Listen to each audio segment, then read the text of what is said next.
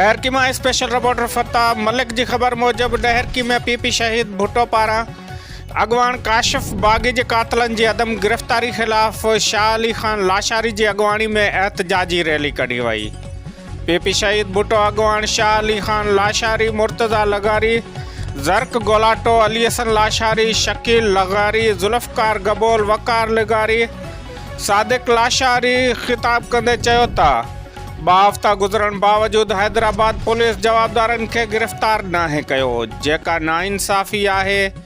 उन्होंने अजी सिंध का मुतालबो कयो ता कातलन के गिरफ्तार करे खेन सख्त सज़ा ॾिनी वञे। ॿी सूरत में समूरी सिंध में तहरीक हलाई वेंदी। नाज़रीन, डहरकी में पीपी शहीद भुट्टो पारां अगवान काशिफ बागी के कातलन जी अदम गिरफ्तारी खिलाफ शाह अली खान लाशारी की अगवानी में एहतजाजी रैली कढ़ी वई।